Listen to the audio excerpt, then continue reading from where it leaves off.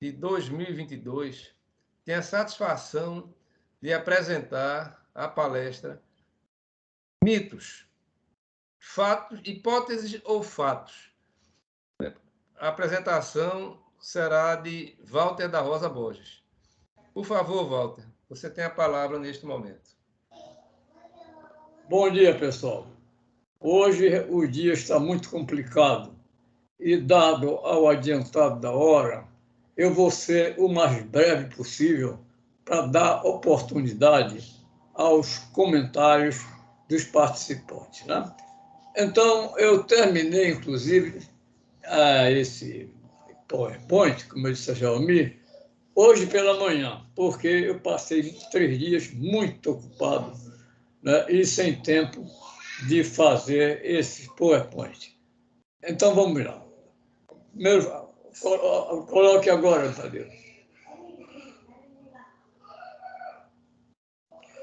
Bem, primeira coisa, o mundo teve um criador ou o mundo veio do nada? Quando eu falo mundo, eu não falo em universo. Eu falo porque o universo, como um todo, ele necessariamente não foi criado. Agora, quem foi o criador do mundo? Aí você tem uma hipótese científica e tem uma hipótese religiosa. Foi Deus que criou o mundo. E a hipótese científica que este mundo resultou da explosão de uma singularidade, né? E pergunta-se, nesse universo, que é o todo, só houve um Big Bang ou há Big Bangs, criação permanente de novos mundos? Lavoisier, como vocês sabem, afirmou que tudo se passa como se nada se cria, nada se perde, tudo se transforma. Eu tenho uma posição contrária. Tudo se cria, nada se perde, tudo se transforma. Por que nada se cria? Já foi criado e no universo são criados sempre, permanentemente, novos mundos. Então, o verismo já dizia que os mundos são transitórios, mas o universo é eterno. E eles admitiam que havia uma fase de potencialização dos mundos, que era chamada a noite de Brahman. Brahman quer dizer o absoluto. E Brahma, o criador, o criador ou a criação. E a noite de Brahma, e o dia de Brahma, que é justamente a realização da potencialidade. E à noite, o universo ainda em potencial. Porque na filosofia oriental há 3 aspectos: criação, conservação e destruição. Ou seja, Brahma, Vishnu e Shiva. Então, Brahma é que é o absoluto. Brahma é a criação. Vishnu, a conservação, e Shiva, a destruição, de novo voltando a Brahma e assim eternamente. Então, tudo nasceu desses ovos de Brahma, que seriam justamente suas manifestações criativas, conservadoras e destrutivas. Vamos adiante. Eu estou me aligerando por causa do tempo. Então, a pluralidade de mundo. Na física, cogita-se, porque, vamos ser claros, a ciência também tem as suas ficções, tem as suas mitologias. Então, a ciência admite a existência de universos paralelos. Isso é uma hipótese. E no mundo espiritual, há também essa mesma concepção de que não há só o universo material em que vivemos. Há também um universo espiritual que também se fragmenta em vários outros universos. Então, pergunta-se, a comunicação entre esses universos que estão em níveis diferentes da realidade, para os espiritualistas, sim, senão não haveria comunicação mediúnica, conforme a doutrina espírita, porque a Igreja Católica não aceita a comunicação entre vivos e mortos. Mas, para os espíritas, para o espiritismo, há vários níveis da realidade espiritual. E conforme o comportamento da pessoa na sua vida física, ela vai habitar um desses universos. A Igreja Católica admite 3: o céu, o inferno e o purgatório, que foi inventado posteriormente para aquelas pessoas cujos pecados não foram tão graves para ir para o inferno, mas também o impediram de ir diretamente para o céu. A questão é o seguinte: se há universos físicos e não apenas a Terra, esses universos físicos têm vida inteligente? É outra questão. Então, quem admite a existência dos discos voadores tem a certeza de que há mundos onde há vida inteligente. Aliás, Carl Sagan também chegou a admitir a possibilidade dessa hipótese, porque só o planeta Terra teria esse privilégio. Os buracos de minhoca, justamente, é a comunicação entre o universo físico e outro tipo de universo. Aliás, já se fala, os evangelhos falam que Jesus teria dito: a casa de meu pai tem muitas moradas. Aí não se sabe se ele falou em moradas espirituais, ou moradas físicas, ou as duas coisas. A ciência também tem a sua imaginação acelerada quando admite a viagem no tempo. Eu tenho sérias dúvidas sobre isso. Passado é aquilo que já aconteceu e não acontece mais.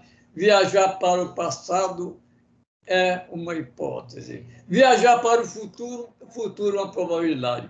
E, aliás, não é uma probabilidade, são várias probabilidades. Então, qual dessas probabilidades o ser humano vai viajar? É uma questão em aberto e que eu acho inútil esse tipo de especulação. Então, essas viagens não seriam só para os universos físicos, mas também para o universo espiritual. Por exemplo, nas EQMs, a pessoa acha que entrou no mundo espiritual, viu os seus parentes falecidos, conversou com eles e depois retornou à vida física. Vamos adiante. Então, não há o fim do universo, há o fim dos mundos. Então, quando será o fim dos mundos ou o fim da Terra? Aquele espírito chamado Ramatiz, que ficou famoso no universo espírita, né? Ele afirmou que em 2000 seria o fim da Terra. Né? Só que já estamos em 2022 e não aconteceu absolutamente nada. E várias profecias, dando datas diferentes para o fim da Terra. E a Terra continua viva e bulindo. Então, por que esse mundo vai acabar? Na percepção religiosa, por causa dos pecados do homem.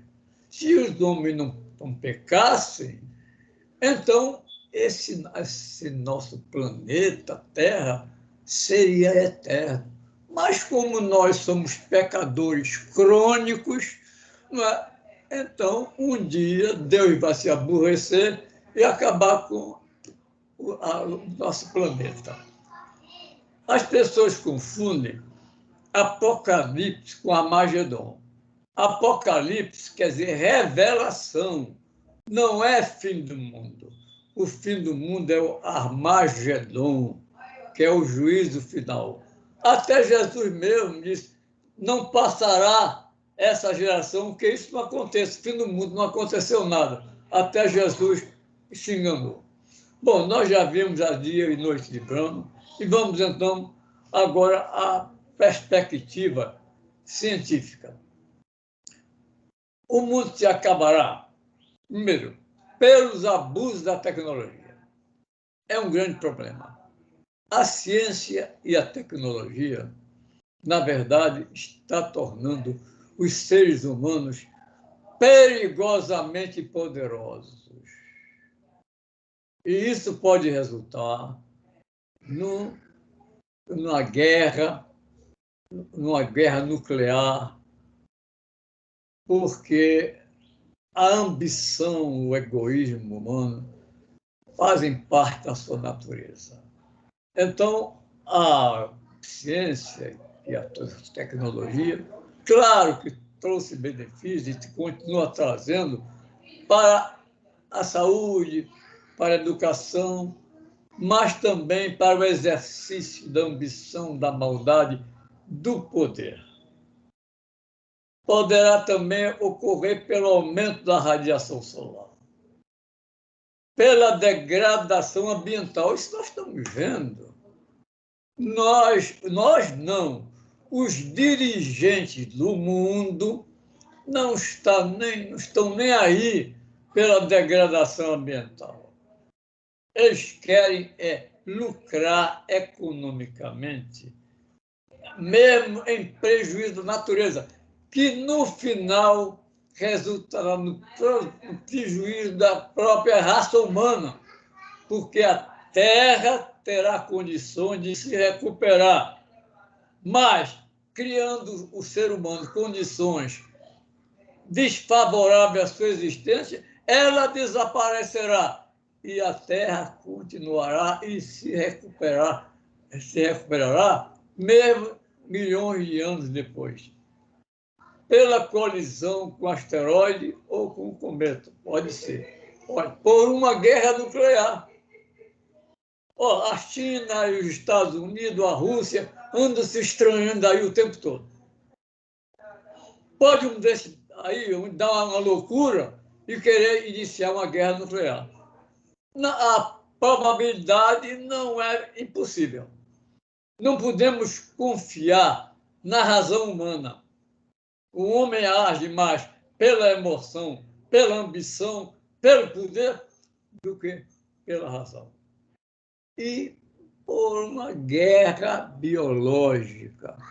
Vocês sabem que chegaram a acusar a China pela pandemia, sem nenhuma prova. O governo chinês ia prejudicar o próprio povo? Então, são essas fantasias que nós temos que ter cuidado, porque a mídia não merece mais confiança. A mídia realmente mente muito, é partidária, e você não sabe se há verdade naquilo que é noticiado. Vamos adiante. Então, as religiões pregam que o mundo será salvo por... Bom, haverá um só Salvador, um avatar, ou sucessivos avatares, como na filosofia oriental. Né? No cristianismo, houve um Salvador, Jesus. Esses salvadores salvaram a humanidade? De quê? O homem continua a mesma coisa. Não mudou nada. Então, não houve, até o momento, nenhum salvador da humanidade e nem haverá. Essa que é a verdade. Então, isso, a salvação da humanidade. Agora, a salvação pessoal. Bom, quem acha que está perdido, que é produto de um pecado original, então luta para que esse pecado original, né, através de uma ancestralidade remota, né, vai precisar de que nós tomemos medidas cautelares para que nos salvemos e, em vez de ir para o paraíso, irmos para o inferno ou para o purgatório. Então, vamos para as práticas ascéticas, jejum, negação do corpo como sede do pecado, autoflagelações, tudo para agradar pelo sofrimento a divindade. A renúncia ao sexo é muito comum. A mulher passou a ser a sede do pecado. Por isso que, ainda hoje, no mundo, em alguns países, há um preconceito contra a mulher, como se fosse um ser inferior, como se ela fosse a tentadora, a Eva moderna, que levou o homem ao pecado de comer o fruto da árvore do bem e do mal. Em alguns casos, a emasculação tornar-se eunuco para não pecar. Porque a mulher é que incita o homem, ou excita, para que ele, na relação sexual, cometa um pecado. Bom, mas, além disso, há quem acredite que os discos voadores no fim do mundo vêm aqui levar os bons para seu planeta. É também uma hipótese fantástica de que os habitantes de outros planetas, através dos seus veículos espaciais, venham aqui à Terra, escolham os bons, levem para os seus planetas e a Terra se destruirá com as pessoas mais. Vamos lá. A igualdade social. Há um sonho da sociedade sem classes. É possível esse sonho de que todos serão iguais? Primeiro, no mundo orgânico não há igualdade, há semelhança.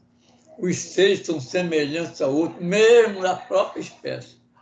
Nós mesmos não somos semelhantes, não somos iguais a nós mesmos. Quando com o passar dos anos, nós somos apenas semelhantes ao que fomos no passado. Estamos sempre sendo semelhantes a nós mesmos e não iguais a nós mesmos. Então, o que existe? A igualdade, semelhança e diferença.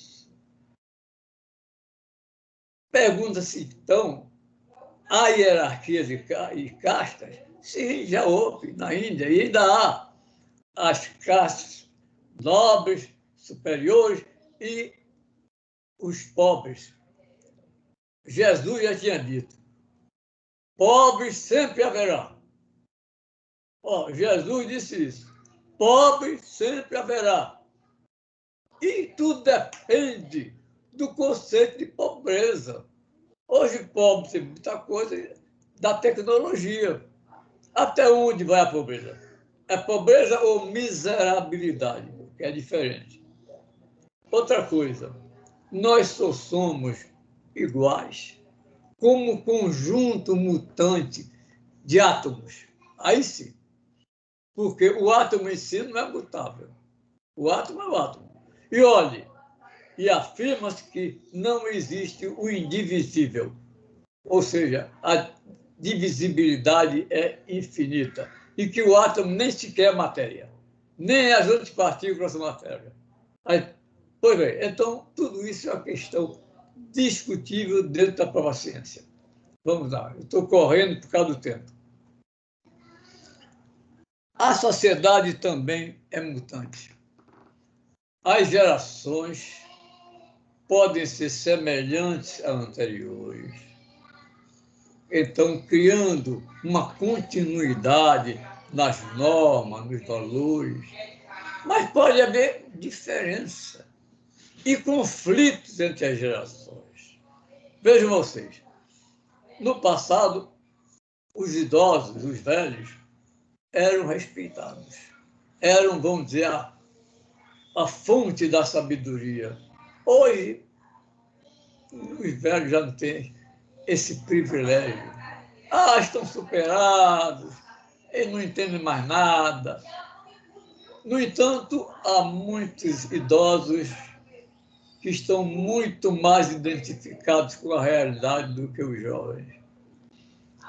Acontece que o mundo está crescendo, como disse Marshall McLuhan.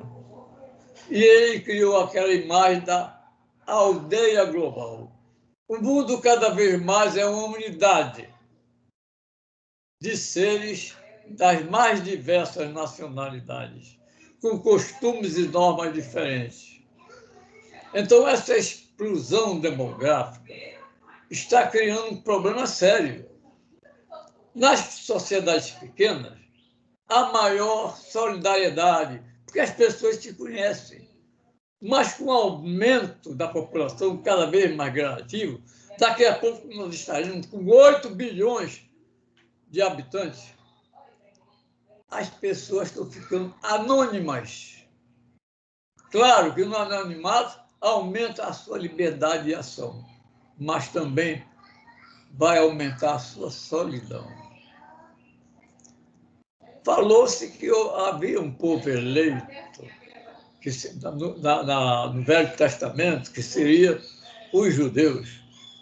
Olha, para ser um povo eleito, Deus maltratou durante séculos o povo judeu.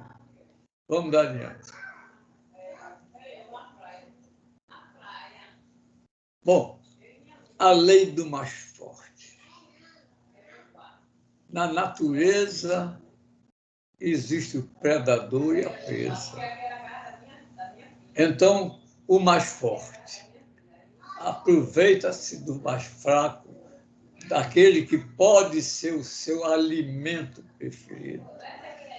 E no mundo animal não existe norma, não existe moralidade.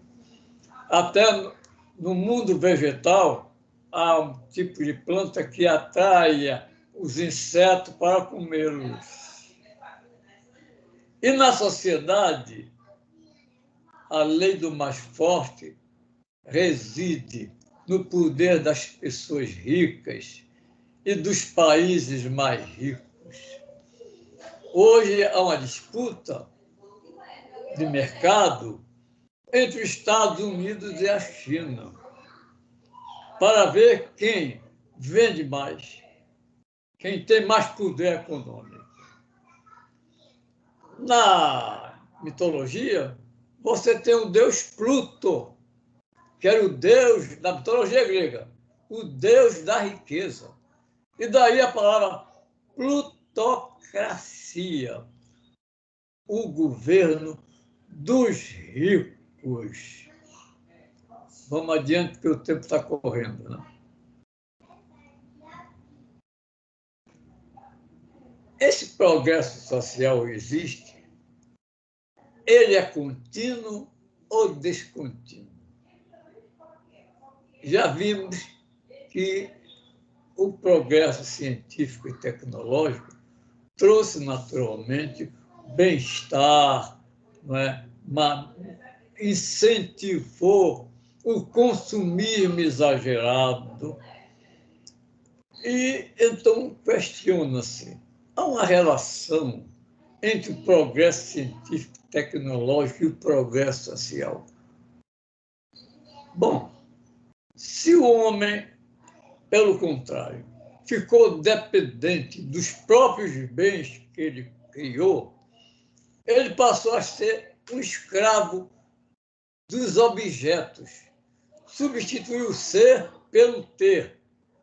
Quanto mais se tem, mais se quer, mais se produz. Isso enriquece o mercado, mas empobrece pessoalmente o ser humano, que se torna escravo dos seus próprios bens. Aí está a engenharia genética, com um programa de querer modificar o ser humano, criar uma raça diferente, o que, na verdade, é combatido pela bioética. Por que nós vamos criar seres mais poderosos do que nós?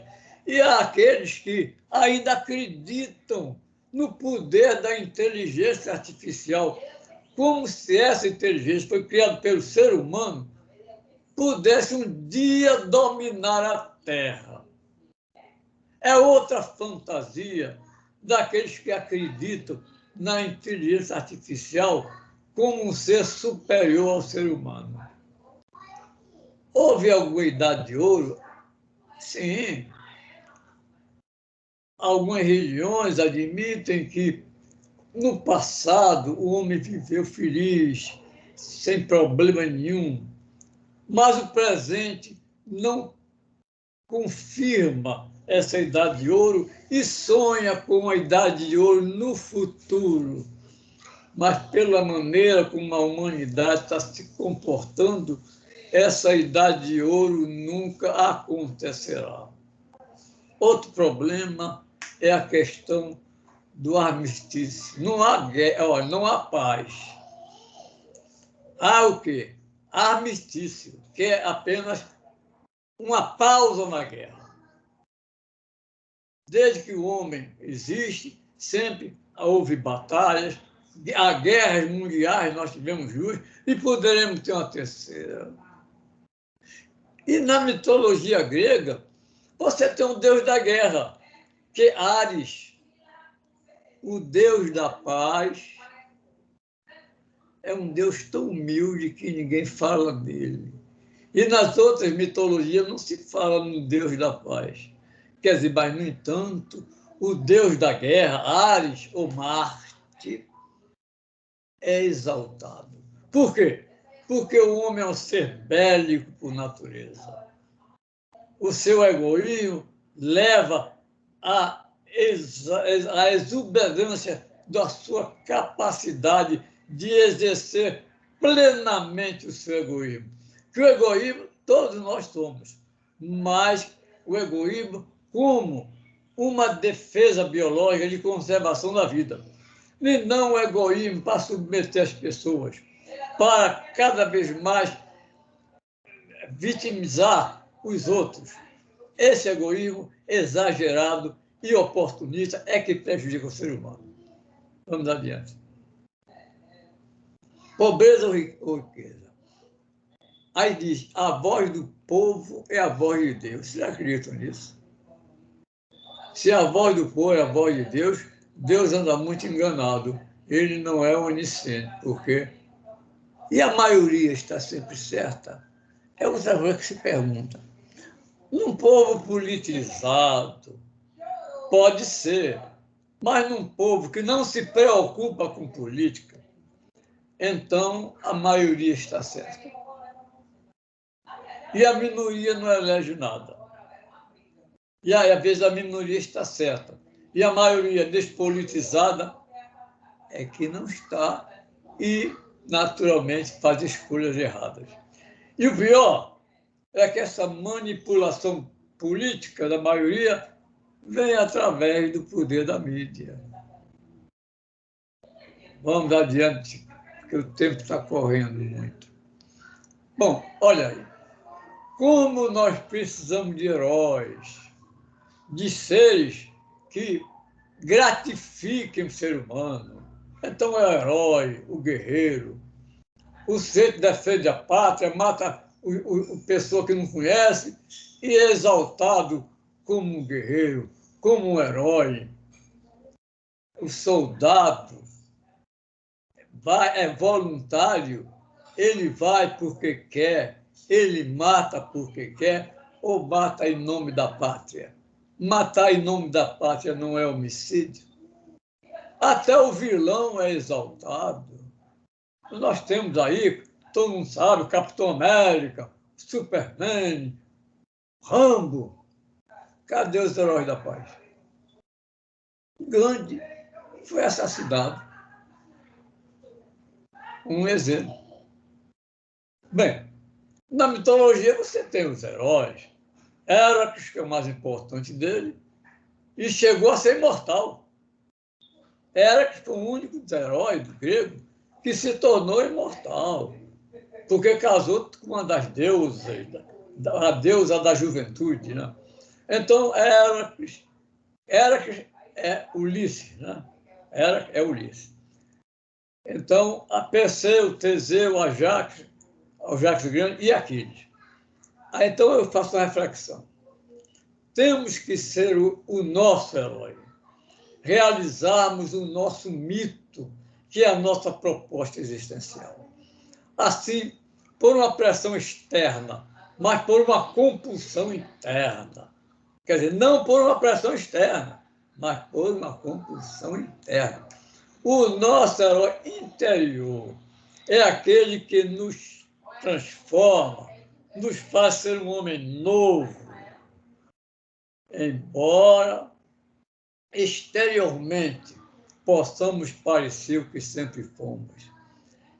Quem se faz herói de si mesmo não precisa procurar heróis exteriores. Vamos adiante.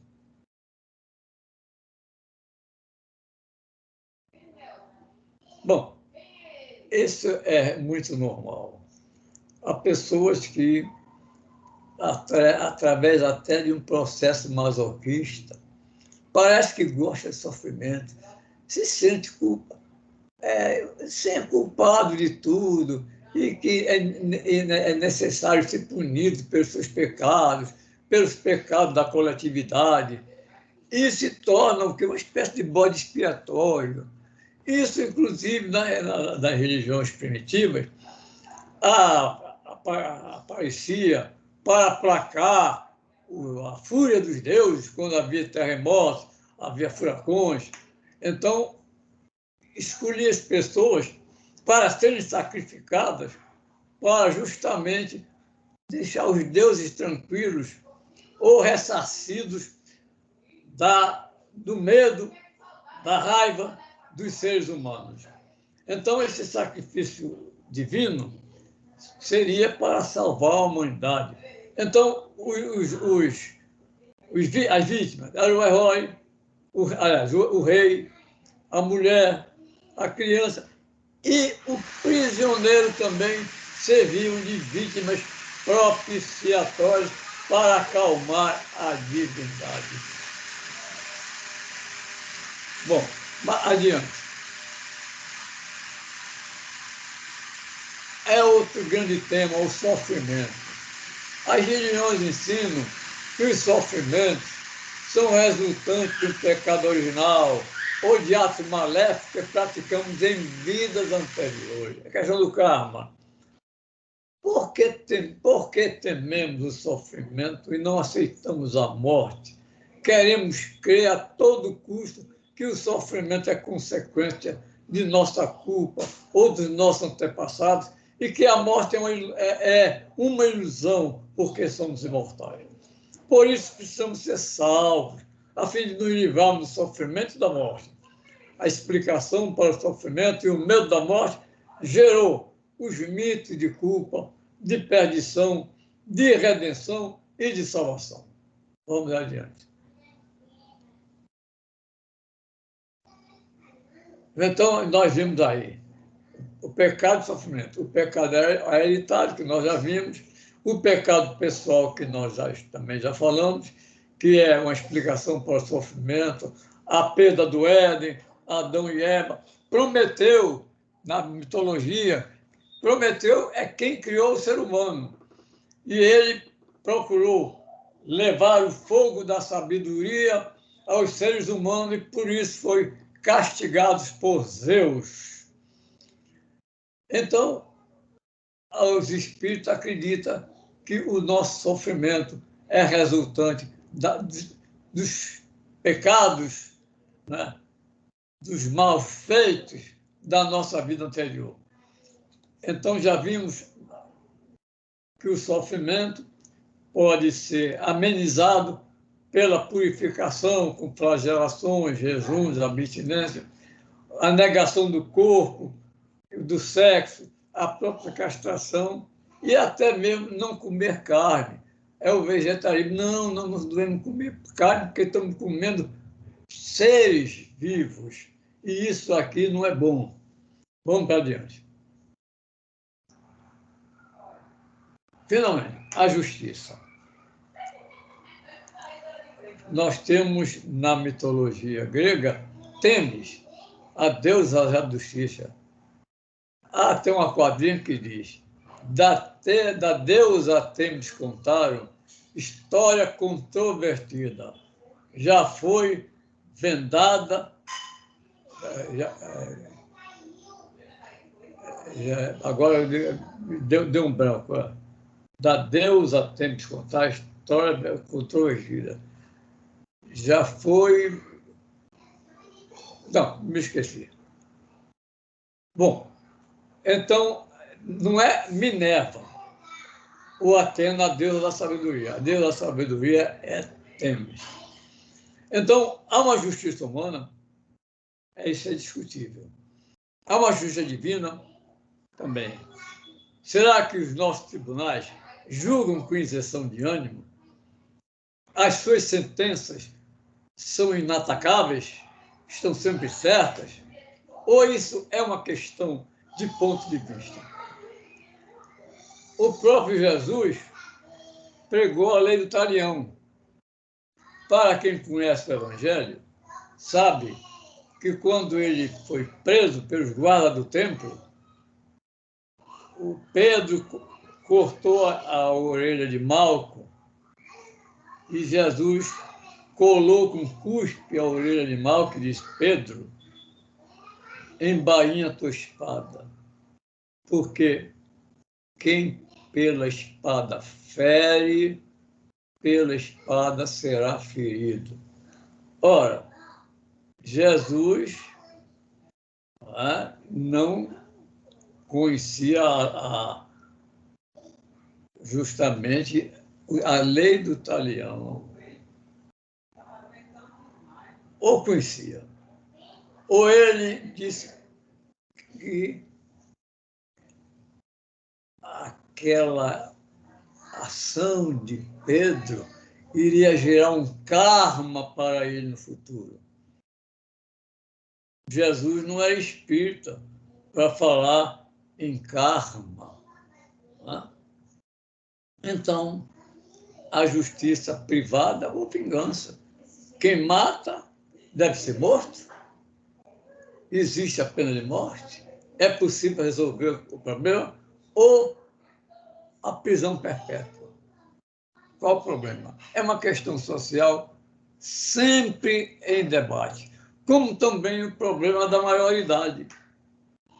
Uma criança hoje de 14 anos sabe que matar é crime, que roubar é crime. E, no entanto, a nossa maioridade continua 18 anos.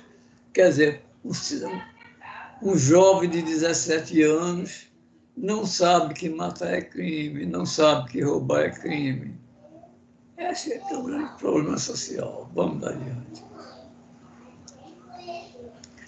Outra coisa, como seres humanos, nós temos necessidade de segurança, de estarmos tranquilos. Segurança nessa vida. O Estado pode dar essa segurança. Segurança de uma vida após a morte. Bom, quando eu morrer, eu vou viver uma vida feliz, no além, não vai passar problema nenhum. Então, haverá uma segurança eterna no mundo espiritual. E essa segurança também existe naqueles que confiam na família. Quando eu envelhecer, os meus filhos vão cuidar de mim. acontece isso em todas as famílias. Os filhos cuidam dos pais quando eles envelhecem. Os pais geralmente cuidam dos filhos, dão-lhe educação até a maioridade. E até os protegem quando eles estão desempregados. Todas as famílias, não é? Em todas as famílias, os filhos dão assistência aos pais quando eles envelhecem. O Estado dá essa assistência. E Deus? Deus também, na velhice, nos protege.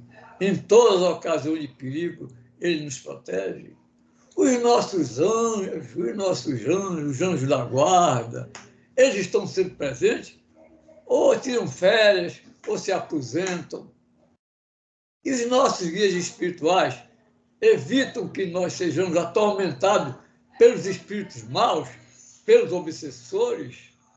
Vamos dar adiante. Bom, o ideal do ser humano é que um dia a medicina seja capaz de curar todas as doenças. Aí, hoje, está aí a longevidade. Olha, eu aqui estou com 88 anos. 88 anos. No passado, as pessoas morriam muito jovens. Muitos filósofos não chegaram nem a 60 anos. E existem remédios milagrosos, remédios que garantem essa longevidade, longevidade com saúde. Não é longevidade com doença. Longevidade com doença não tem qualquer valor. É apenas uma fonte de sofrimento permanente. Inclusive, vocês sabem que a homeopatia foi contestada pela ciência, hoje se aceita. A acupuntura também foi negada pela ciência artificial, hoje se aceita. Inclusive, há quem acredite que há lugares milagrosos, que a pessoa indo lá, não é capaz de recuperar a saúde. No caso, a famosa Shangri-La, onde as pessoas que lá moravam não envelheciam. Não envelheciam. E a busca mitológica da fonte da eterna juventude, o Eldorado. Ponce de León, por exemplo, procurou inutilmente essa fonte da juventude, é claro que nunca encontrou. Na mitologia grega, você tem a lenda, o mito da eternidade sem juventude. Eos, que era a deusa da aurora, se apaixonou por Titono, que era mortal. E ela, então, sabendo que perderia um dia Titono, foi a Zeus e pediu para que o tornasse eterno. Zeus concedeu a eternidade, mas ela se esqueceu de pedir também a juventude eterna. E Titono foi envelhecendo, a tal ponto de uma miséria orgânica que os deuses se apiedaram dele e o transformaram numa borboleta. Vamos adiante. Enfim, a morte é o fim de todo ser humano ou existe uma sobrevivência pós-morte? É uma questão em debate. Há quem não acredite nisso. Os céticos não acreditam. Claro que, na minha opinião, há evidências sugestivas da sobrevivência. Agora, como é essa sobrevivência é que nós não sabemos. Será que somos o mesmo ou haverá alguma transformação radical? Vejam vocês, nenhum dos líderes espíritas se comunicou. Chico Xavier, Valdo Vieira, Hernani Guimarães Andrade, Deolinda Amorim, não há nenhuma comunicação deles. Então, somos imortais. Essa imortalidade seria uma dádiva dos deuses? Ou seria em alguns casos, uma punição dos deuses, como no caso de Sísifo. Sísifo enganou a morte 2 vezes. E então, quando ele morreu, ele foi... Tânato é a morte, é o símbolo da morte. Ele enganou Tânato 2 vezes. E quando ele morreu, finalmente, foi punido e foi para o inferno. A imortalidade é um atributo do ser humano. Nós somos potencialmente imortais. Ou será no futuro uma conquista do ser humano pela ciência? É essa, talvez, a esperança do ser humano. Meus amigos, eu acho que era isso que eu tinha a te oferecer, de uma maneira muito rápida, porque o tempo realmente foi muito curto e espero ouvir a opinião de vocês. 45 minutos foi um tempo bem sintético, né, para a extensão do assunto. Acho que Tadeu agora pode deixar de compartilhar, né? E agora vamos para a parte, né, dos questionamentos, né, para aqueles que quiserem, naturalmente, né? O que Walter fez, né, foi uma síntese, um apanhado, né, da mitologia, né, que existe tanto pessoal, né, como em termos de sociedade, mitologia grega, né? Os grandes dilemas, né?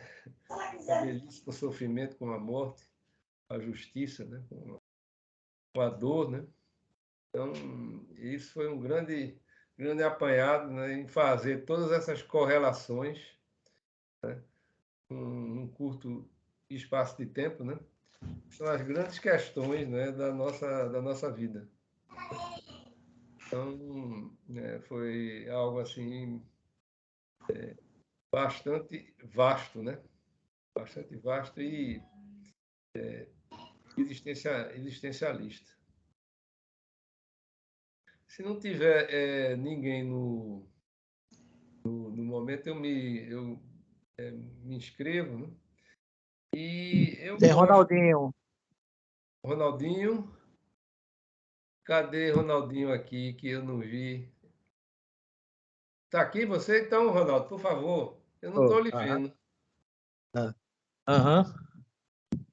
Tá me vendo não? Que eu tô com o celular aqui. Eu tô com o celular. Agora não, eu estou vendo uma estante muito bonita, muito, né? Agora Não, estou vendo pelo nome que era você. Pela estante não dá para saber quem é, não, porque não tem o seu retrato lá. Mas não, eu tô no sofá. né?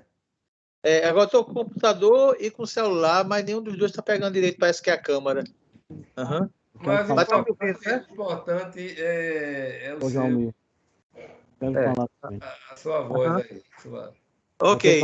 Aí é falar. só aproveitar a deixa de Walter, que ele colocou, um dos aspectos que ele colocou, seria na posição científica em relação ao início do mundo, né? Atualmente, né, a posição mais aceita é que é exatamente o modelo do multiverso, né? Que o Big Bang, o chamado Big Bang, seria, na verdade, como o Walter muito bem colocou, né? Seria a formação desse universo onde vivemos, onde estamos. Isso não quer dizer que ele seja não só o único ao longo do tempo, como também não quer dizer que ele seja o único no momento. Podemos estar convivendo com outros universos, né? Pela limitação da velocidade da luz, estamos, na verdade, presos, né? Como que presos nesse nosso universo. Há a possibilidade, como previu Einstein, né, que é considerado o criador de universos, de que os buracos de minhoca liguem não apenas 2 pontos desse nosso universo, como a possibilidade deles ligarem pontos de universos distintos. Daí a possibilidade de conexão. Agora, se um ser vivo pode atravessar ou não o buraco de minhoca e sair incólume, aí é uma questão que até agora, no momento, parece que não tem solução. Mas o modelo atual é de que temos vários universos concomitantes, e temos vários universos que são criados e destruídos ao longo da história. Então, parece-nos que as doutrinas ou religiões antigas, elas têm razão quando falam dos princípios da criação, da manutenção e da destruição. São questões, na verdade, atuais, e que a ciência, através de um caminho mais rigoroso, chegou às mesmas conclusões das interpretações filosóficas do passado. Era isso que tínhamos para colocar. Guaraci, por favor. Obrigado, Ronaldo, pelas colocações. Se Walter quiser fazer algum comentário. Não, na verdade, Ronaldo acentuou aquela afirmação minha, que não é só, de que nós estamos falando da criação de mundos, não apenas de um mundo só. O Big Bang não foi só em relação à Terra, mas a Big Bangs contínuos de ad perpetuum rei memória, né? Durante um tempo infinito e limitado, há sempre a criação de novos universos, porque nada pode surgir do nada, a não ser que se entenda nada como potencialidade de coisas, ou seja, como probabilidade, e não como atualidade, como já ensinava os gregos antigos. Obrigado, Walter. Guaraci parece que se inscreveu, né?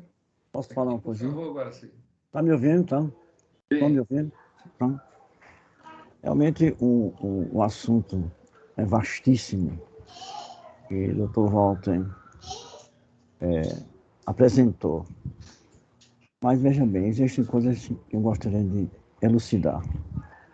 Albert Einstein, prêmio Nobel da Relatividade Geral, ele diz que passado, presente e futuro não existem. O que existe é o presente, 0,005 do segundo. Nós é que caracterizamos o que passou como passado, o que virá o futuro. Nós estamos vivendo o presente. Na realidade, existe um livro chamado A Vingança de Gaia. É o próprio ser humano que está destruindo nossa própria terra, provocando destruições. Exemplo, a Ucrânia. Agora, há pouco tempo, descobriram uma sepultura com mais de 400 pessoas ucranianas. Quer dizer, Putin está matando desordenadamente. A inveja. Então, essa prepotência que tem de poder vai destruindo. E por mais que a gente entenda, tem pessoas que sabem de tudo isso e fazem. A inveja, o despeito, a ambição, em vez de prejudicar, estimula as pessoas a serem cada vez. Não se inveja quem não tem valor. Né? Isso é uma coisa que as pessoas falam, mas fazem. Falam, mas fazem. E aqui, vamos dar um exemplo simples, né? Nós temos 3 ou 4 pessoas que foram os antigos. O Dr. Walter, Ronaldo, Dr. Ronaldo, Guaraci e o Dr. Jaumir. Né? E criaram. Então, a gente vê também uma dicotomia, uma falta de ética, com todo respeito. Né? Já fui presidente do PPP, já fui tesoureiro do PPP, tesoureiro da Academia Pernambucana de Ciências também. E houve uma injustiça enorme. O presidente anterior, Valdeci Pinto, com todo respeito, mandou um motorista para assinar um cheque. Era um cheque. Mas não teve documento. Eu digo, eu só posso assinar com um documento comprobatório. Ele voltou e disse, olha, segura a Cida, esse é o Dr. Walter. Agora, se não pedir demissão, eu vou pedir demissão da academia. Como ele tinha erguido muito a nossa Academia Pernambucana de Ciências, eu preferi renunciar inocentemente. E um amigo dele, Pedro Paulo, ainda ligou para mim, me atormentando. Olha, cuidado, ele parece que houve um problema na reitoria, um processo que estava resolvendo, sou empregado instantâneo. ele estava traumatizado e realmente eu fui injustiçado. Depois de muito tempo, lá na casa dele, estava Tadeu presente, estava o doutor Walter presente. Ele que queria que eu fosse novamente tesoureiro. Depois disso, o Tadeu não, o antigo presidente da Academia Pernambucana de Ciências, insistiu para ser também tesoureiro. Aí eu mandei meu contador para tirar certidões vintenárias e a academia estava devendo na Receita Federal. Aí eu apresentei a Aleixo, apresentei a Tadeu, que era tesoureiro, é um tesoureiro ainda, e que não podia assumir. Depois disso, ele que foi meu cliente, a ex-esposa dele foi minha cliente, o empregado foi meu cliente, mandou um outro entregar o documento pagando a Receita Federal, depois ligou para mim que não ia ser mais meu cliente, veja que injustiça.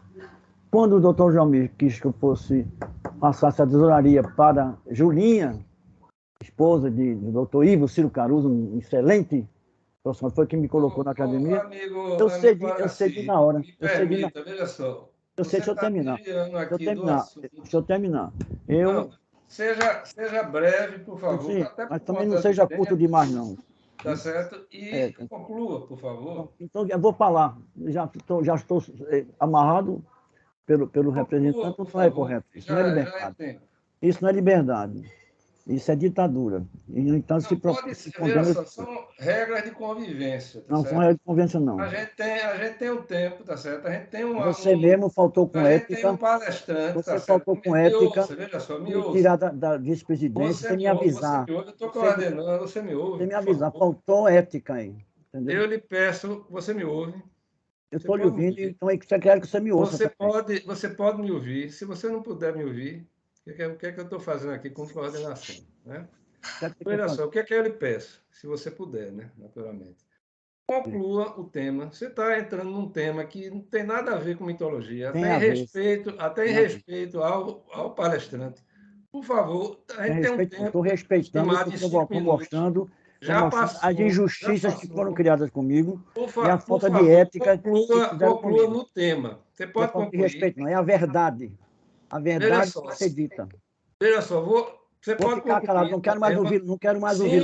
Sim ou não? Pode concluir. Pode passar para frente, não quero ouvir, pode passar para frente. Pronto. Terminei. Então, por favor, Walter. Então, agora sim encerrou sua palavra, né? E vamos voltar aqui ao tema, tá certo? E eu pediria os comentários de Walter no tema, né? Sobre a questão de mitologia do que foi abordado, se ele quiser, naturalmente. Sim. Sem comentários. Pronto. Então, eu vou me inscrever agora para comentar, né, sobre o tema, tá certo? E o tema, né, que Walter trouxe, né, uma parte que eu gostaria de focar é sobre a mitologia do herói. Então, isso, né, que parece que a palestra de Walter sobre mitos, né, e sobre a questão de hipóteses ou fatos, ele parece que a nossa psique é estruturada de uma forma mitológica. Então, eu gostaria dos comentários de Walter da linha, né, adotada pelo estudioso norte-americano Joseph Campbell, né? Joseph Campbell, né, se a gente traduzir aqui em português. Porque o Joseph Campbell, ele ficou muito famoso, ele já falecido, e ele é muito famoso, teve séries na TV americana, tudinho a ele, e principalmente com aquele filme, né, que tem Guerra nas Estrelas, que na realidade foi inicialmente uma trilogia, né? E ele estendeu, né, vários e vários filmes agora. E aquilo ali é exatamente a mitologia do herói, né? Onde tinha o Império do Mal, né? E alguém, né, que no caso era o Luke Skywalker, o herói, que não sabia da sua posição de herói, e através de uma jornada de autodescoberta e treinamento, ele atingiu né, uma potencialidade, ele descobriu, na realidade, as suas autopotencialidades, que levaram, né, ao combate, né, ao império, né, de Darth Vader, né, aqueles que conhecem aqui o filme. E, né, no final, né, ele mostra que há um dilema, né, há alguém, né, que pega um reino destruído, né, um reino que apresenta problemas, e através de um processo de descoberta, ele resgata aquele reino, e isso também pode ser trazido para a nossa própria jornada pessoal, né? Nas nossas potencialidades, né? Então, como o Walter colocou, inclusive, um slide lá, né? Não é o herói, não é o externo, né? A pessoa tem que se descobrir a questão de ser o auto-herói, né? Então, isso é uma linha que eu acho assim, muito interessante, né? É uma linha da jornada do herói, que foi também abordado pelo Joseph Campbell, e que ele é muito presente nos nossos dia a dia, né? Que nós, né, procuramos muitas vezes heróis externos, os salvadores, né, da pátria, né? Os líderes religiosos, os líderes políticos, os líderes em vários campos, né? Para poder exatamente ele nos salvar, né? Quando na realidade isso não existe, né? E a gente também tem, né, se falou aqui inteligência artificial e coisas desse tipo, a tecnologia já se viu, não nos salva, né, também, né? A salvação é através, né, possivelmente, da jornada própria do herói. Eu gostaria, né, de Walter, os comentários nesse aspecto, né? Da jornada do herói, do mito externo, mito interno, né? Era essa a minha colocação. Pois não, João. Na verdade, ser herói para os outros é uma manifestação de vaidade. Ou seja, eu vou demonstrar que eu sou um ser superior, que eu sou um herói e os outros são apenas meus admiradores. O importante é nós trabalharmos as nossas dificuldades internas. Não vou dizer imperfeição, porque o que é a perfeição? É aquilo que não se pode melhorar mais. Então, o conceito de perfeição é muito vago. O que é perfeição? Quer dizer que perfeição é imobilização. Aquilo que não pode ser melhor, então está imobilizado. E o ser, o herói interior, está sempre se renovando. Ele não precisa do elogio dos outros. Aliás, o elogio sempre é perigoso, porque pode ser uma forma de conquistar a simpatia da pessoa. O elogio é, na verdade, dispensável. A admiração, sim, é uma coisa. Mas por que você elogia uma pessoa se você já admira? Agora, há pessoas que necessitam de ser elogiadas para sentir o seu próprio valor. Quer dizer, o seu valor não está nele, está nos outros, na apreciação dos outros. Né? Então, consequentemente, é importante a construção do nosso herói interior. Este é que vai melhorar o que somos. Não é? Então, isso é importante. Claro que em maior e menor grau, todos são vaidosos. Agora, é claro que essa vaidade tem que ser disciplinada. Você sabe dar valor a si mesmo, você sabe o seu valor. Então, isso dá satisfação. E essa satisfação, é claro que é vaidade. Agora, você exibir isso para mostrar que é melhor do que os outros, que você é uma pessoa importante, que você é um herói. Então, isso aí já é uma submissão à opinião dos outros. Então, Esse é o meu ponto de vista. Aliás, eu até queria lembrar você que Mircea Eliade também é um especialista em mitologia, muito importante, com José Campbell. E assim, há outros especialistas que, ao abordar a mitologia, mostra essa face do ser humano, né, que é muito importante, porque nós somos seres culturais, nós somos influenciados pela cultura onde vivemos. O homem não é um ser que nasceu puro. Não, nós temos uma programação orgânica e depois, na sociedade, nós temos uma programação cultural. Né? E nem todas as pessoas se adaptam àquela programação. Daí aqueles marginais que não conseguiram introduzir as normas e os conceitos de sua cultura. E outros que, embora não aceitem certas normas e valores de sua cultura, no entanto, comporta-se de conformidade com a sua cultura.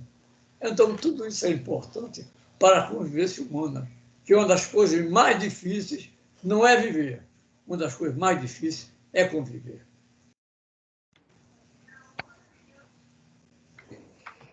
Obrigado, Walter, pelos comentários. Tem algum outro questionamento que eu não consiga ver por aqui? Alguém tenha levantado? Eu levantei a mão. Por favor, então, Fernando. Alexandre também está. Está Alexandre, está Fernando, enfim, tem alguns. Se puder botar, tem aquela parte assim de levantar a mão assim embaixo, eu consigo ver, né? O meu está levantado, o Fernando também. O meu eu não consigo ver. Os meus estão levantados. Olha, então, Fernando e Alexandre, pela ordem, Fernando e Alexandre. Agora eu não sei quem foi o primeiro. Então... Fernando foi primeiro. Fernando, pronto. Eu gostaria, primeiramente, de parabenizar Walter, né? Pelo tema tão extenso e ele conseguiu resumir em poucos minutos. Mas é um tema que dá não sei quantos livros, se for realmente se deter detalhadamente. Mas eu queria fazer um adendozinho com relação à questão do sexo, que ele colocou com o aspecto de pecado, né? Inclusive na versão bíblica. O sexo como pecado e Eva, a mulher, sendo a portadora do, entre aspas, de indução do homem ao pecado, oferecendo a maçã, que era o fruto da árvore da sabedoria. Na realidade, a nossa vivência, a nossa existência, se está apoiada em dois pilastres, ou dois instintos básicos, o instinto de vida e o instinto de morte.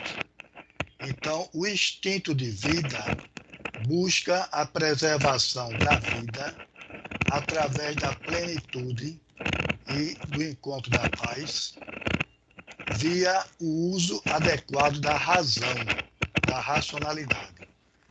Então, o instinto de vida se subdivide ainda em duas faces, que é o instinto de vida voltado para a pessoa, para manter a pessoa como indivíduo.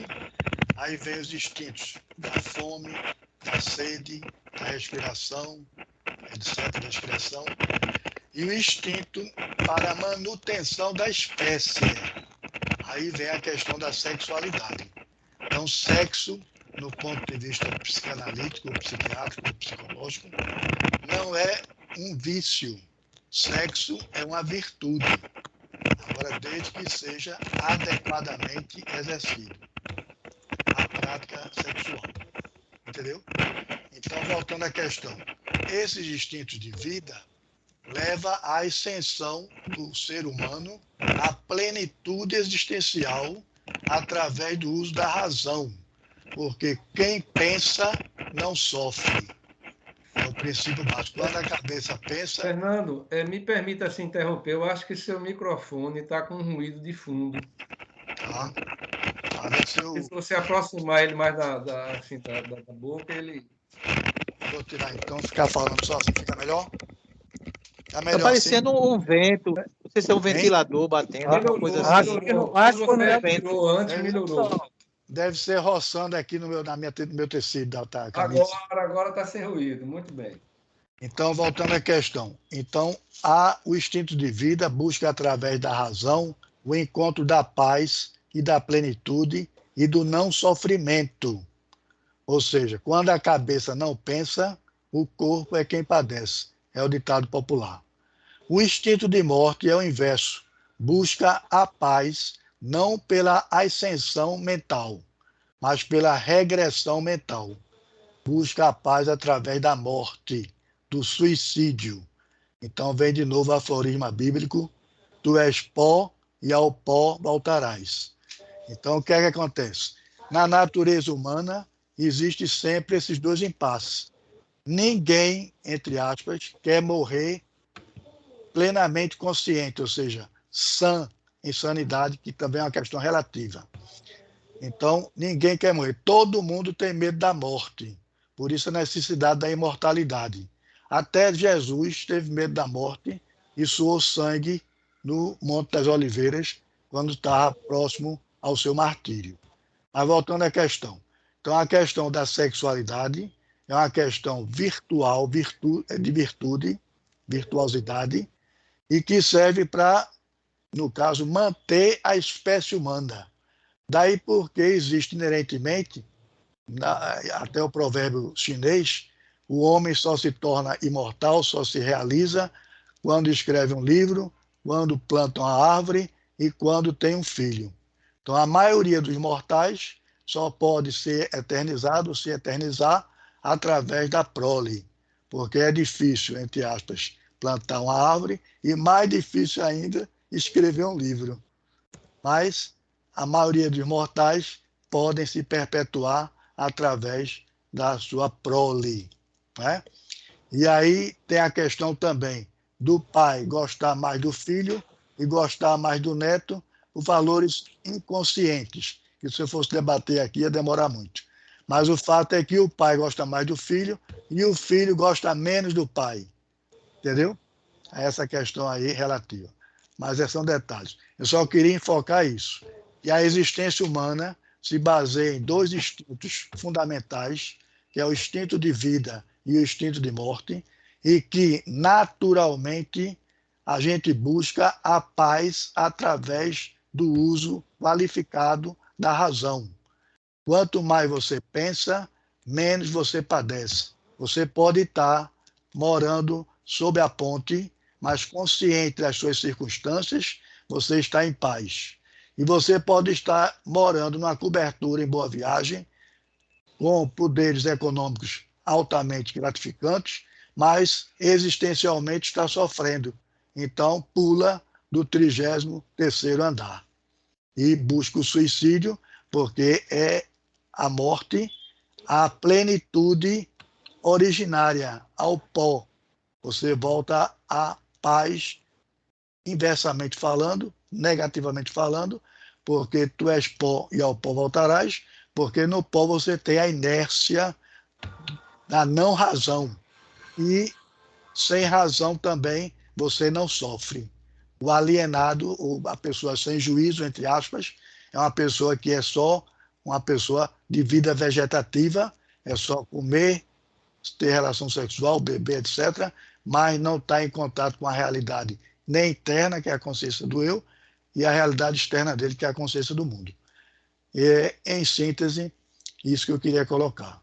Não sei se eu fui claro, mas eu procurei ser o melhor possível. Foi claro, Fernando. Obrigado. Walter, se quiser, os comentários. Walter, você está com mudo. Você está com o microfone mudo, Walter. Walter? Agora. Não, vou.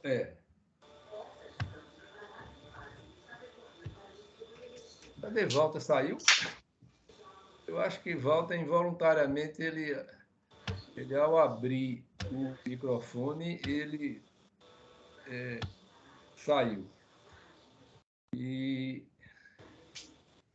vamos Puxa, vou chamá-lo aqui.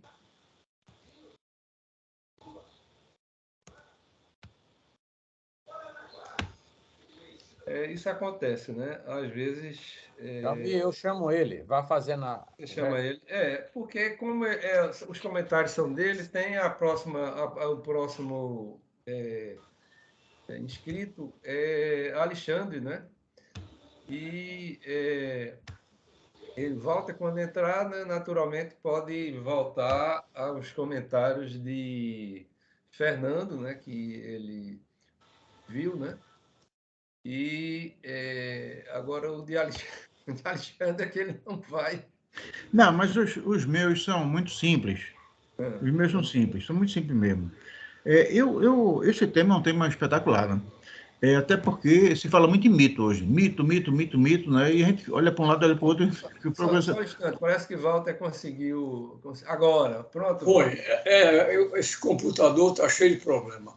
Não, o que deve ter ocorrido é você, ao ativar o mudo, né, pode ter, a desativar o mudo, pode ter clicado no botão de junto e desligado. Não sei, a verdade é que está havendo. É que é pertinho, o vermelhinho aqui do computador, né? azulzinho. E agora estamos lhe vendo, né? Agora, pronto. Aí estávamos falando, né? Fernando terminou os comentários, né? Se você... Eu queria comentar justamente isso. Exatamente, os comentários. Né? Exatamente. Inclusive, Fernando abordou um tema muito interessante quando ele falou do medo da morte.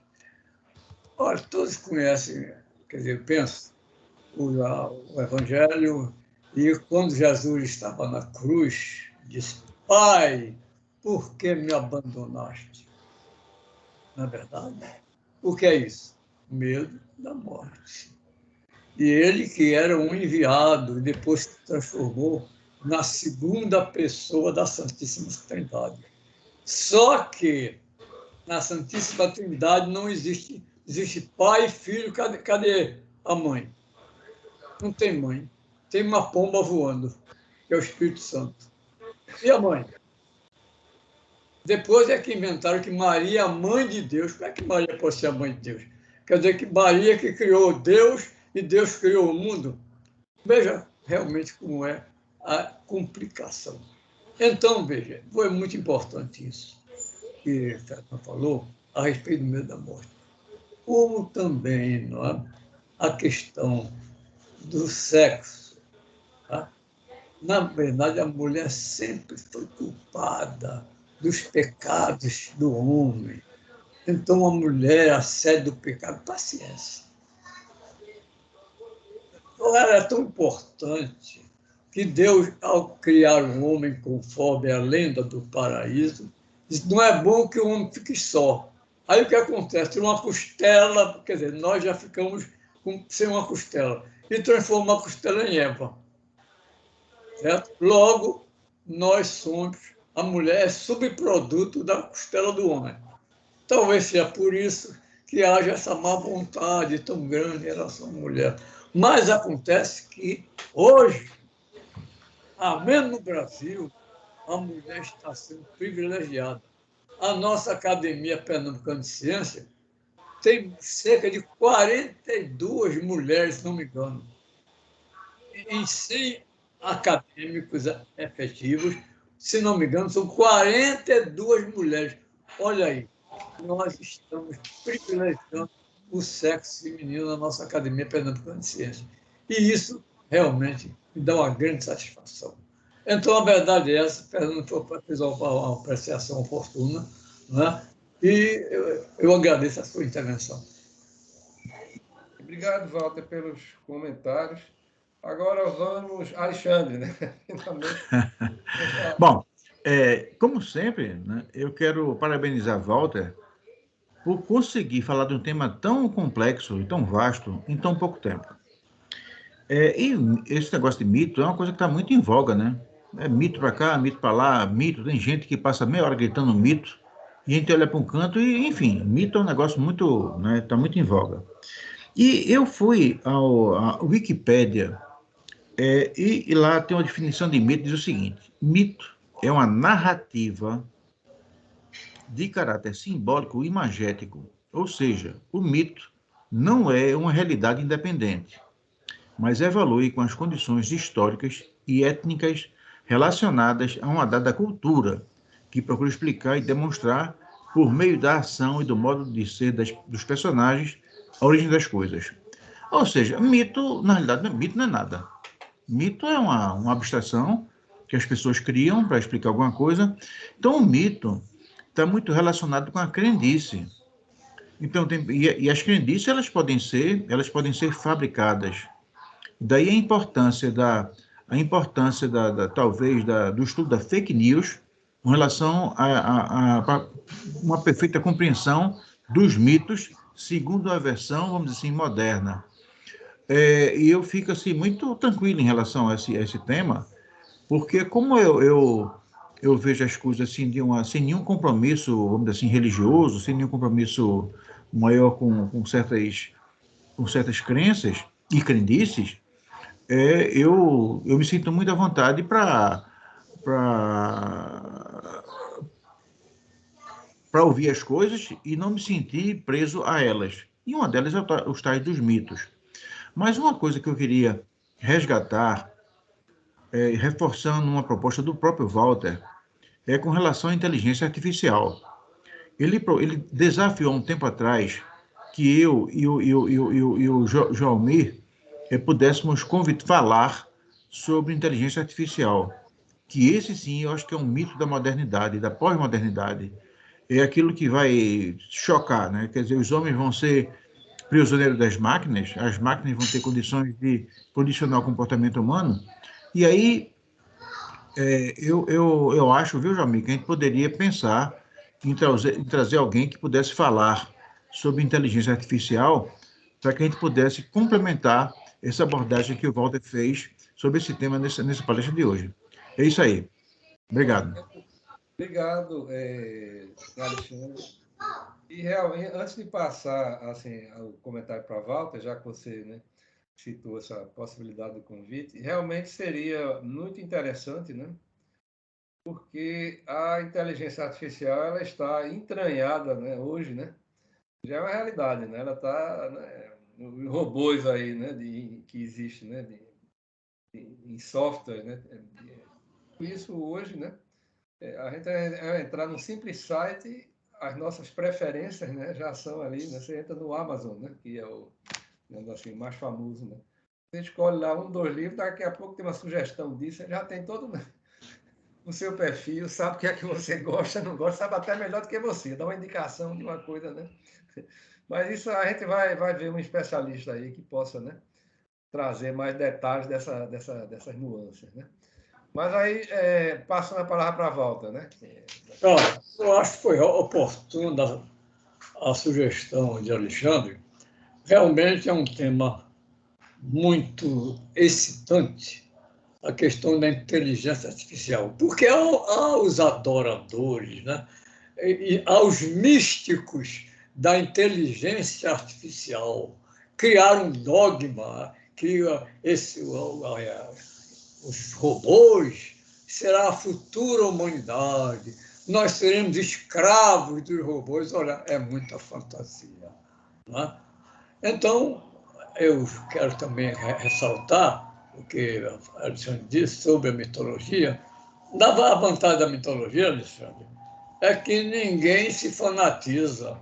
A gente sabe que aquilo é criação da mente humana, não tem nada de pecado, nem heresia, nem coisa alguma, o que não acontece com a religião. Se você discordar, você é um herético, você é um pecador, e se fosse um passado, você ia para a fogueira. Na verdade, você ia queimar essas pessoas veneráveis barbas, entendeu? Ia virar um torresmo. Então, essas são minhas considerações sobre a fala do nosso amigo Alexandre.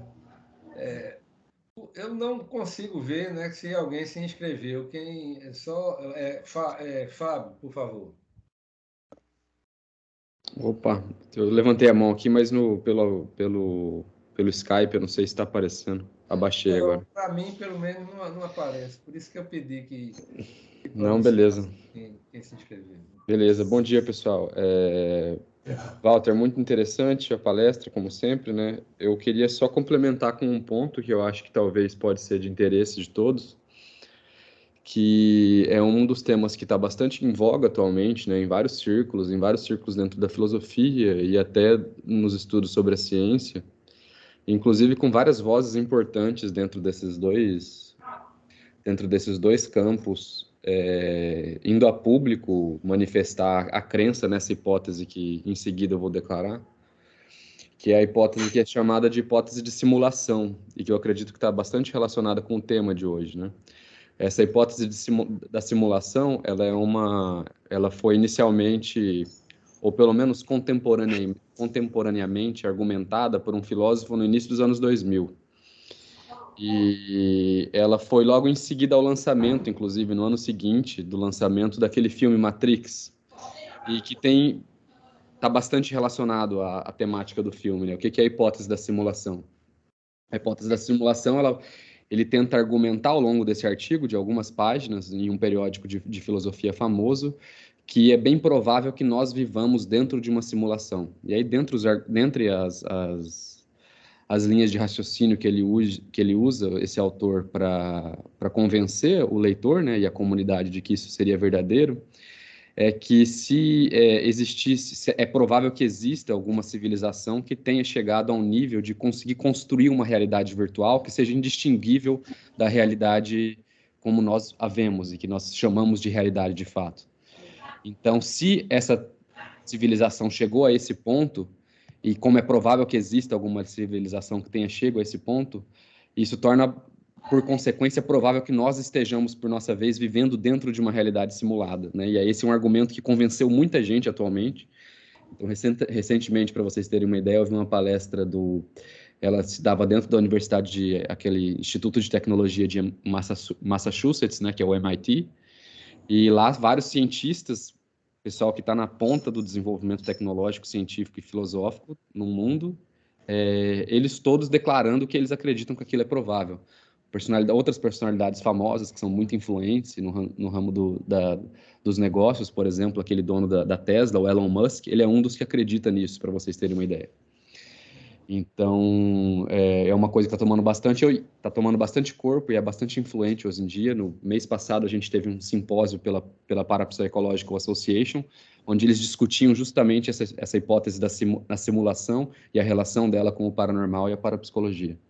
Então, está muito em voga. Isso é um tema interessante e lembra um pouco essa questão de mito, né? Porque, assim, se você não está muito ambientado nos termos em que essa discussão está se dando, ela lembra muito a discussão religiosa, né? A discussão religiosa que era aquela de que a gente não tá, o mundo real não é esse, é o mundo que ainda vai vir, é o mundo o mundo eterno de Deus, do paraíso ou do inferno, né? Isso aqui é só uma ilusão. Ou nas mitologias mais orientais, o tal do véu de Maia, né? Que nós estamos aí, a realidade ela é encoberta, né? Nós temos porque ela é desvelada em alguns momentos, né? Algumas experiências um pouco mais profundas, mas na maior parte do tempo a gente vive nesse reino das aparências, né? Então lembra muito, isso parece uma roupagem mais tecnológica e moderna, mas parece que também é um pensamento que está bem com a gente há muito tempo, em várias formas, em várias culturas, né? Então esse é um ponto que é interessante de se colocar, e até por isso eu acredito que hoje é difícil a gente falar, né? Tem uma postura muito comum, né? Que até já muita gente está percebendo que ela é um pouco talvez seja um pouco ultrapassada, né? Dá para se discutir isso também, mas que é a postura de que nós vivemos em uma época sem mito, que de alguma forma a gente venceu o mito. Isso é um mito. A ideia de que nós não temos mais mito é um mito, né? Isso nunca foi o caso. Nem as pessoas que inventaram essa teoria inicialmente na sociologia, né? Essa é uma tese que nasce dentro das ciências humanas, né? Então, um dos primeiros formuladores como mais conhecido dessa ideia é o sociólogo Max Weber, né? Que ele é responsável por essa tese que foi conhecida como a tese do desencantamento, né? O mito do desencantamento, de que a humanidade estaria pela modernização e pela ciência cada vez mais jogando para o campo da superstição, aquelas crendices, as grandes teorias religiosas, míticas sobre a realidade, e a ciência e a racionalidade estariam tomando o lugar desses outros sistemas de pensamento. Nem o Max Weber acreditava nisso dessa forma, né? Depois, os estudos históricos hoje mostram isso. Então, isso é uma coisa interessante. Então, acho que isso tudo está relacionado com o tema, ajuda a enriquecer um pouco, talvez o Walter tenha alguma coisa a acrescentar. E um último ponto, uma questão pontual, que eu vou defender alguém que talvez não precise de defesa, aliás, provavelmente não precisa de defesa, certamente não precisa de defesa, que Walter mencionou aqui agora na última fala dele que Jesus teria tido medo da morte, né, quando ele fala que na cruz, Deus meu, por que me abandonaste? Essa é uma citação literal do Salmo 22, que em hebraico está escrito Eli, Eli, lama sabachthani. Então Jesus não está tendo medo da morte, ele está recitando o Velho Testamento para aqueles que eram os judeus da época acreditavam que o Messias viria, né?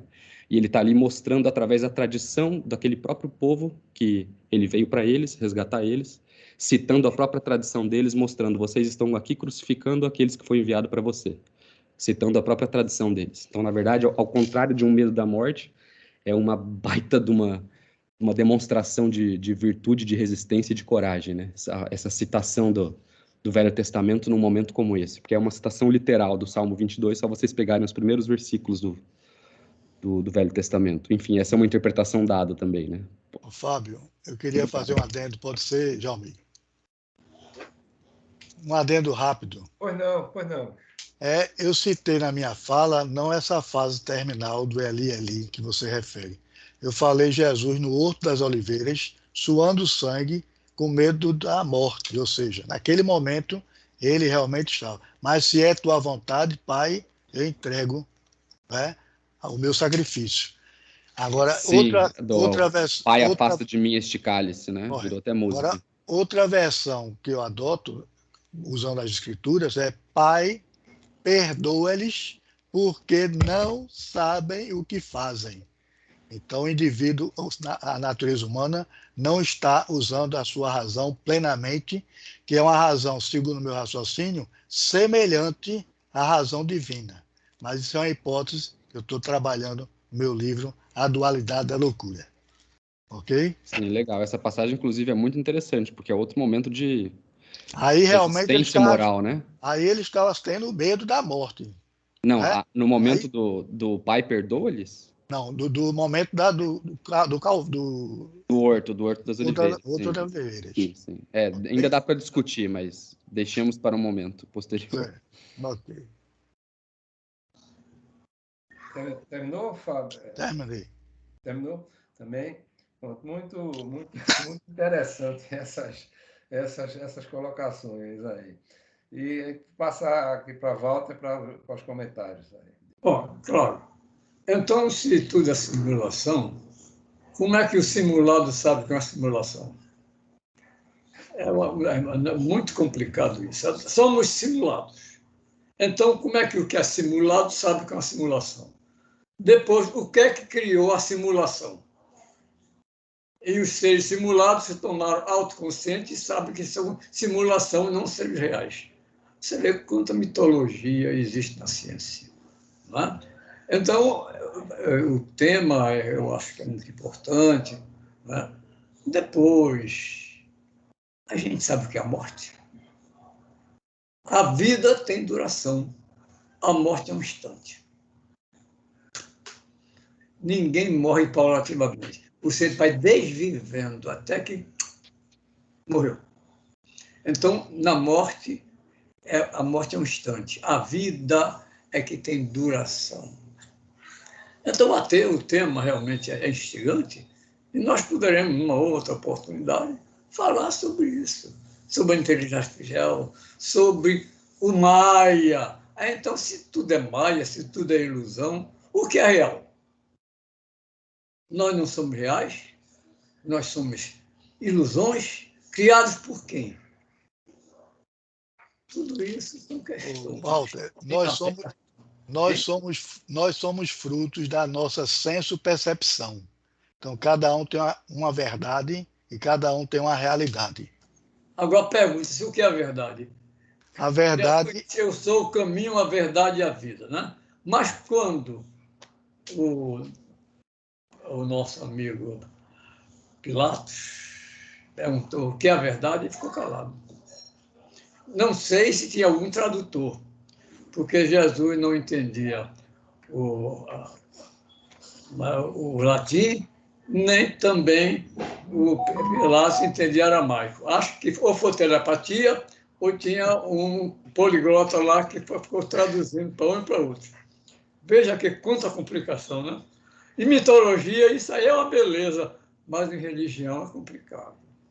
Porque há pessoas que acreditam nisso, né? E você, em mitologia, não é obrigado a acreditar em nada. Apenas é o guru e o herege mor.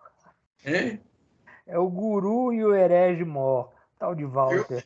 Eu prefiro ser herrético, errado. Colocou esse comentário.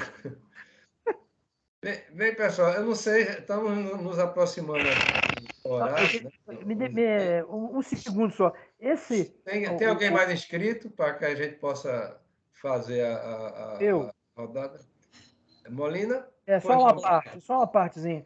Porque o argumento de volta em relação ao que o Fábio comentou, né, do pessoal do MIT, né, foi um argumento muito forte, né?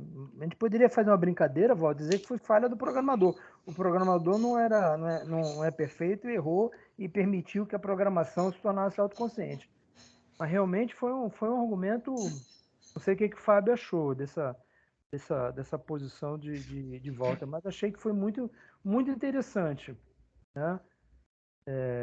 Em relação a essa hipótese de que nós estamos vivendo dentro de uma realidade virtual. Não sei o que você achou, Fábio. Eu não vejo como uma refutação, não vejo com grandes consequências, porque nós, mesmo que vivêssemos dentro de uma realidade simulada, a gente pensaria como a gente pensa, né? A realidade é simulada, mas não necessariamente nosso aparato cognitivo ele é diferente do que ele é atualmente, né? É como se você tivesse um cérebro conectado por fios numa máquina, né? Você continua tendo a tua autonomia cognitiva, inclusive para chegar a conclusões de que a própria realidade sua pode ser uma fantasia, né? Pode ser uma simulação. Não vejo grandes consequências. Mas talvez eu não tenha entendido muito bem. Só um instante, Garcia. Já me pode soltar um assunto rapidíssimo? Posso? Pode. Terminaram, né? Então, por favor, Garcia. Pai, por que me abandonar? Quer dizer, isso já é um sentido de insegurança. Onde está aí a compreensão com o pai, né? Como se fosse uma espécie de desapego. Acho estranha essa insegurança. Da forma como falhou, como o Walter tocou, entendeu? Obrigado, Garcia. Eu tenho uma sugestão, viu, João? Eu tenho a sugestão. Eu acho Agora que essa sim. temática que o Fábio trouxe poderia ser também um tema. Essa é uma das hipóteses que mais me incomoda dentro da ciência. Mas acho que valeria a pena um debate específico. Olha aí, o exemplo que ele trouxe assim, mais moderno, né? O mito mais moderno foi o Matrix, né? O filme Matrix, né?